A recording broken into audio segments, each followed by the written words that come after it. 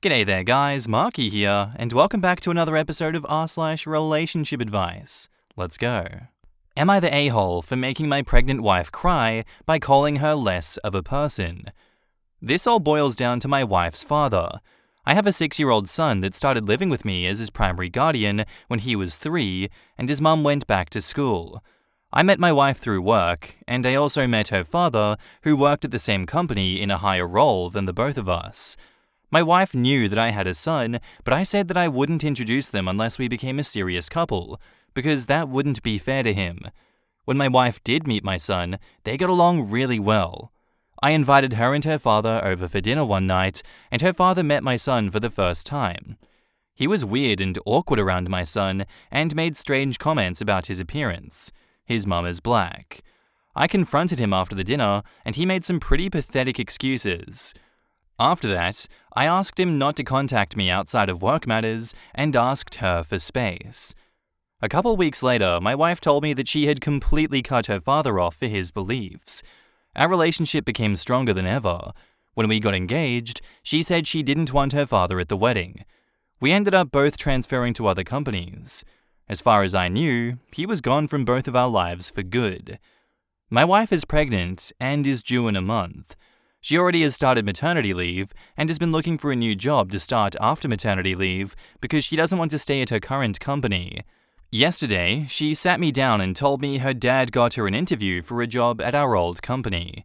She also told me that she has been talking to him for a couple of months and wants to know how I would feel about him knowing our future child. I told her the truth. I told her I felt betrayed, and I felt like she betrayed my son, who she claimed to think of as her son as well. I told her that the fact that she would even ask me that makes her less of a person in my eyes. She started crying and asking me what kind of insensitive jerk would call the woman pregnant with his kid less of a person. I told her that was how I felt, and although the language was harsh, I felt it matched what she was asking for. After cooling off, I'm now unsure if my word choice was warranted, and I'm wondering if I was a butthole for speaking to her that way while she is pregnant and more emotionally vulnerable. I could have just said that I wasn't okay with what she was proposing without insulting her character. In the comments, not the a-hole.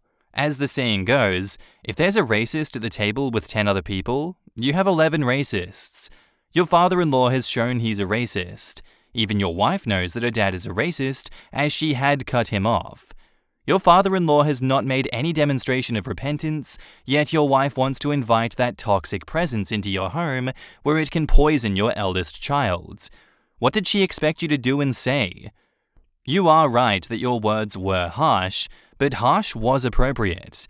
It takes a lesser person to want to invite toxicity into the home, and that's what your wife did. She is the one who needs to apologize for even the suggestion of her father coming back into your personal lives.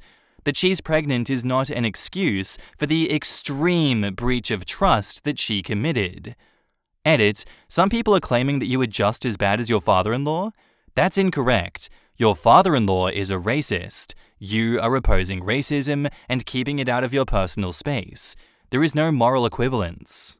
My estranged maternal grandparents tried to reconnect and reach out when they found out through a family member that I was pregnant. I blocked them on everything, and I never picked up because I said to myself, they wouldn't want to be in her life if she wasn't white. I know because they hate my biracial half-siblings, and they cut my bio mum out of their lives over it. Accepting a racist regardless of your relationship to them makes you 100% complicit in their beliefs. I remember my father making an equally stupid comment about the heritage of my adopted grandchildren. It was the last time parents were ever invited to our home. Not the a-hole. I was expecting to be calling you a butthole from the title, but your father-in-law is racist AF. Racism is non-negotiable. Your wife is willing to tolerate it because she gets it in theory, but she doesn't really. I look 100% white, but I'm not. My oldest daughter does not look white, and she is not my husband's biological child. If my in-laws had treated her any different than any other child in the family, they would be gone, and I would be out so fast if my husband thought that relationship was more important than a child's. If your father-in-law came to both of you and said that he has done the work and realized he was wrong and shown that he meant it, that would be a completely different conversation and you'd be the butthole, but that isn't what happened. Your wife is willing to tolerate a racist. Edit, since OP's comment got lost, here's what was said that day. Quote, basically, when he met my son, he said, "I wasn't expecting that," and asked, "Is his mum in prison?" Which is so ironic. He asked me if his hair had even been washed and if I was worried about him going to school on top of a bunch of other ignorant crap.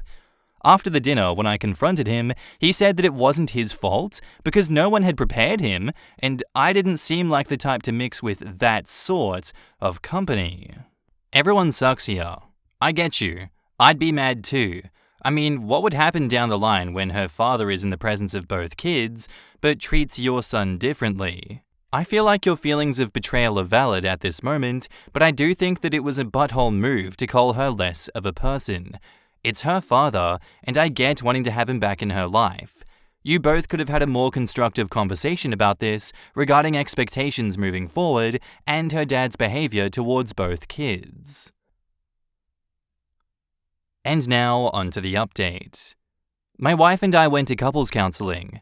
When we called to book, there was one counselor that had a last-minute opening and the rest had long waits. There was a reason for this. If you ever need to book a therapist, don't book the one with immediate availability. Anyway, so we went this morning. First and foremost, the therapist would not listen to us as we tried to explain why we were there. So much time was wasted because she kept insisting on talking and asking about topics that weren't what we needed to talk about. My wife and I both repeatedly tried to explain the issue, and the therapist kept saying, "The surface issue is rarely the problem. It's the issue underneath that." It took half an hour for us to get her to actually address what occurred. When she finally listened to us explain what happened, she said flat out that I was wrong, my wife was right. I need to apologize for what I said and accept that her dad would always be important to her and had a right to be in his grandchild's life. I'm pretty sure therapists are supposed to be a bit more neutral. Anyway, she could tell that I was irritated and asked what I was feeling. I said I felt deceived. I felt like my wife pretended to be someone and now I'm meeting the real her. My wife started to cry and the therapist said my answer was unproductive. I asked my wife, "Well, what about you? How do you feel?" She said she felt lost. She said she's lost her family one by one because they did things she couldn't accept. Realizing the child she was carrying would never know her biological family upset her, and it made her wonder if her standards are too high. The therapist then jumped in and said that it's important to meet people where they're at, and cutting people out isn't the answer. The therapist ended things, saying we have a lot of work to do, but could fix things. When we left, my wife said she was very opinionated for a therapist. I agreed. She asked if we could get a brunch and just talk, and I agreed to that too. We talked. I apologized for the way that I spoke to her. She apologized for keeping secrets from me. I told her that I would never be okay with her dad being part of our kids' lives. She said she understood.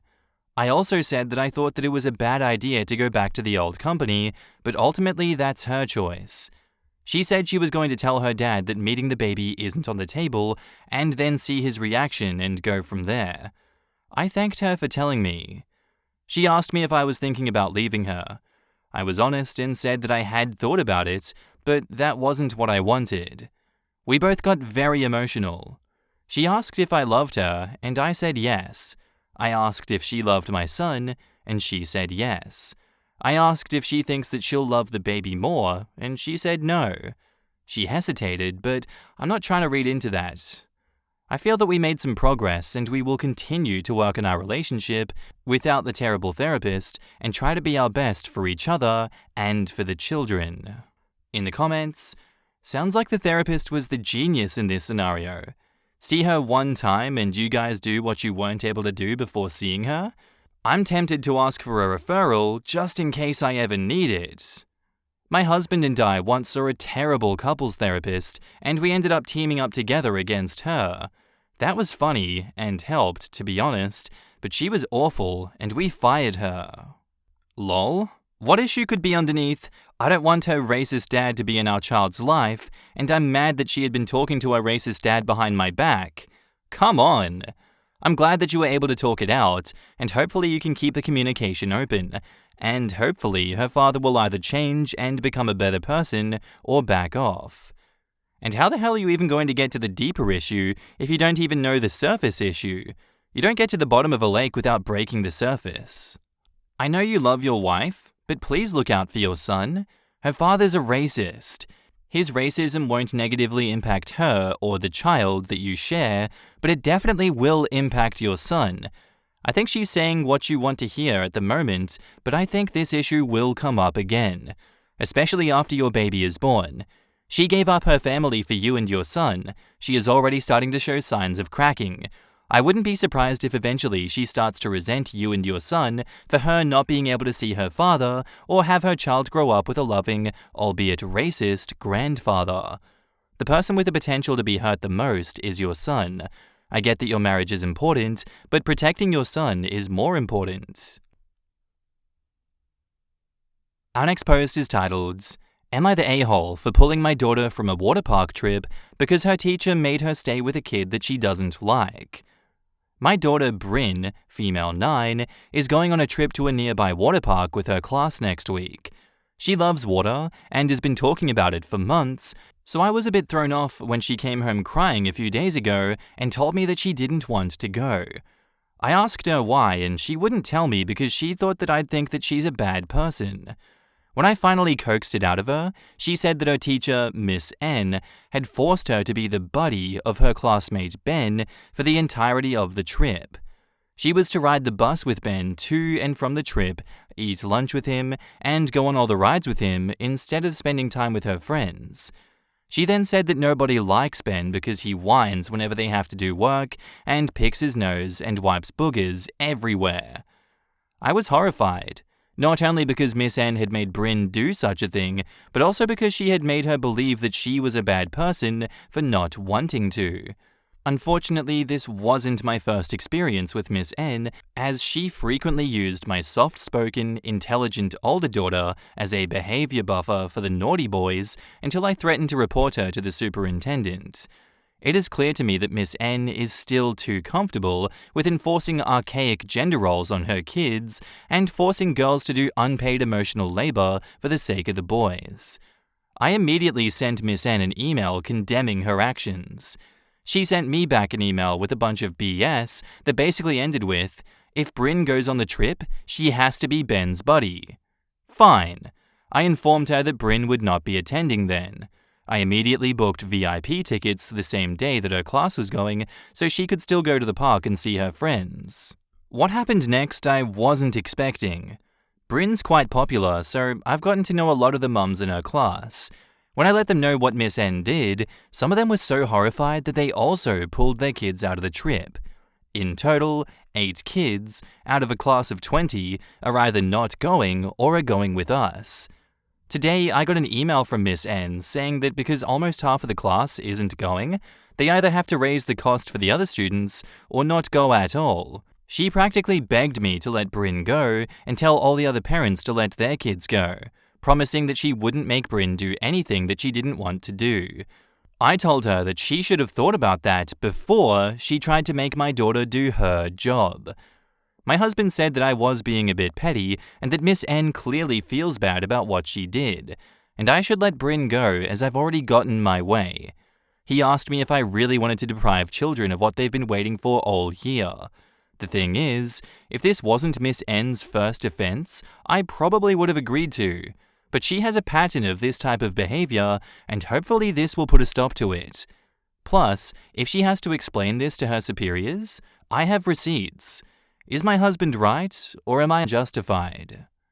In the comments, am I alone in suspecting that the teacher isn't so much feeling bad about what she did, but faintly terrified of either having to explain to her superiors why the trip is suddenly in jeopardy, or the backlash from other parents when it comes out why the trip she organized has fallen apart? Not to mention that if you've booked VIP tickets, I'm going to guess that if you did cancel your plans to suit her, you'd end up paying twice over. Once for the school tickets, and again for the VIP tickets that you've already bought.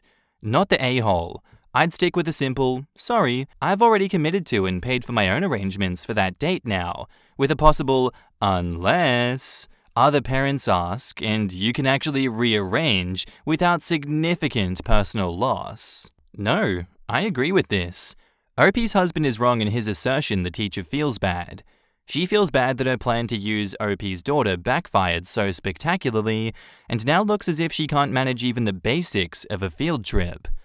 Yes, if OP backs down, the teacher will, at best, learn not to do this to OP's kid, but will learn no bigger lesson.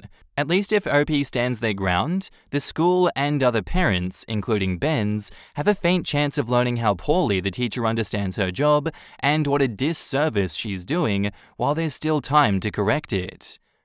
As a teacher who's worked with this kind of teacher, at best she will learn not to give advance warning. Her mistake, in her mind, was telling Bryn before the trip.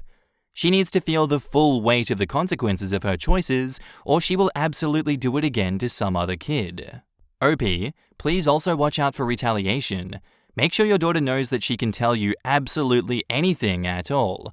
This is not her battle to fight, but you can't fight it if you don't know what's happening, so if she's ever uncomfortable at all, she can come to you for help figuring it out and deciding if it's something that she can handle or something that you should handle. That's a good point. It's concerning that Bryn was worried about not being a good person and didn't want to tell. Maybe that just came from Bryn, but maybe it came from the teacher suggesting Bryn wasn't nice if she didn't comply, or saying and implying she shouldn't tell her parents.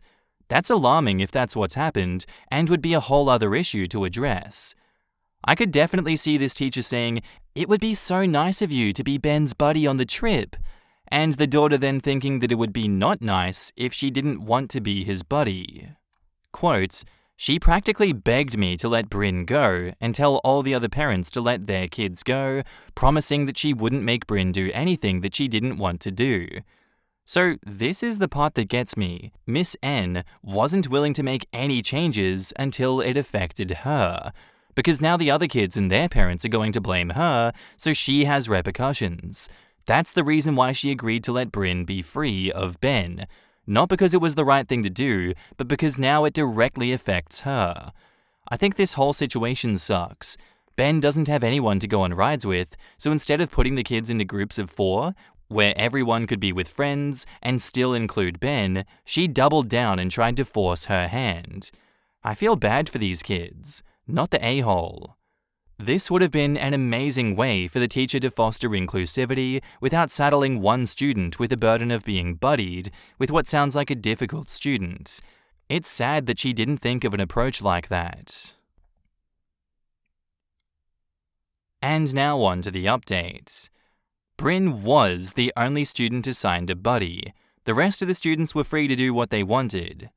Update 2. First, thank you for the support, everyone. Second, I have taken the issue, including screenshots of the emails, to admin.